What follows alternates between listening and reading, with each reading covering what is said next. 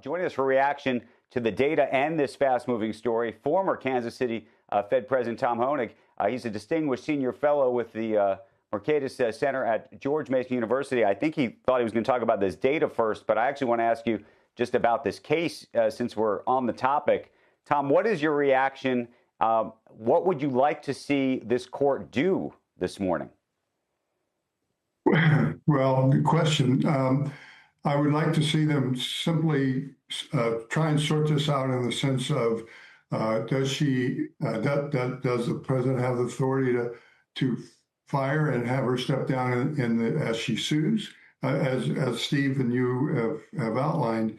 I think she deserves her day in court like anyone does, and I think let the court decide. That's what the Fed's saying, and that's what I would join them in saying at this point, given the unclarity of this case. It's really difficult to know a clerical error or something else, so I don't know beyond that. What?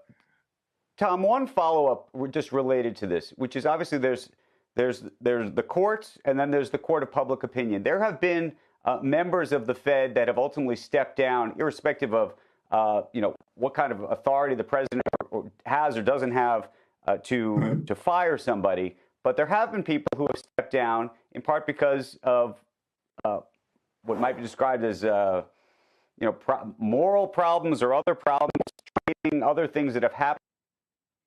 And my question is, circumstance, whether you think, putting aside what authority the president has, whether she should be more publicly either defending herself or not defending herself, and what role, therefore, the Fed has in all of this.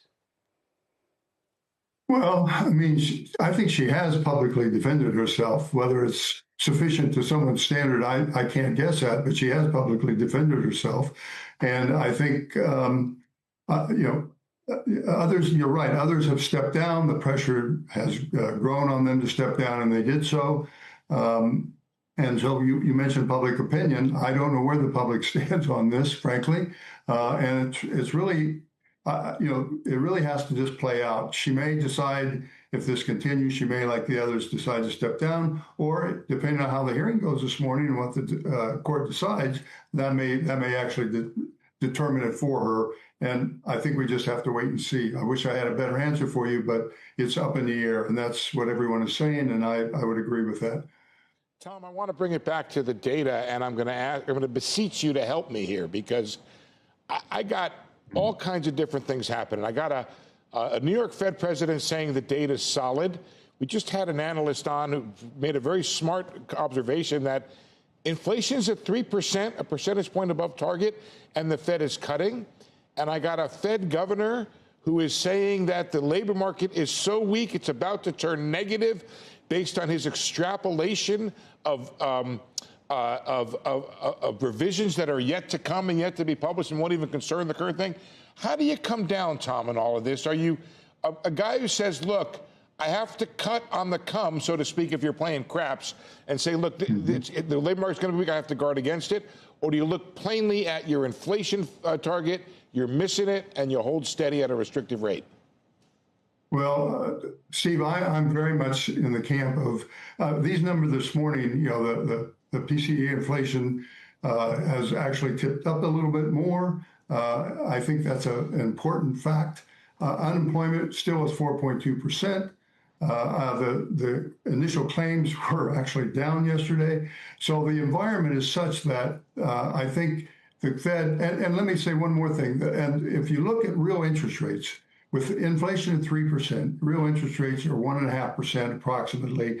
That is pretty close to neutral. I know the chairman likes to say it's restrictive or mildly restrictive, but there's a lot of evidence out there given the demand for capital, the returns on capital, and the demand with the size of our debt that is probably closer to 1.5%. So at worst, we're at neutral. So perhaps it is time to wait and see and not be signaling that we're going to cut rates. I don't think there's any case for cutting rates in rising inflation environment. One other thing, yes, perhaps look through some of the tariff issues, but remember the recent budget reconciliation bill is, I think, expansionary. We're going to add another $2 trillion of debt. So there's really no good case on the I guess the intuition that unemployment is going to go up. That's not a case for easing rates in this environment. Tom, 30 seconds left. Do you think then if we get a cut, that Chair Powell has, having resisted for a long time, fallen for the political pressure? Well, that, or he's fallen for the pressure that may be coming elsewhere on the board on the FOMC. So you have to guess. I don't know because you don't know Powell's mind, but it certainly has. He'll have an appearance issue. There's probably no question about that, given that inflation is rising in this environment and unemployment is so low. So it's a risk he has to run if he cuts.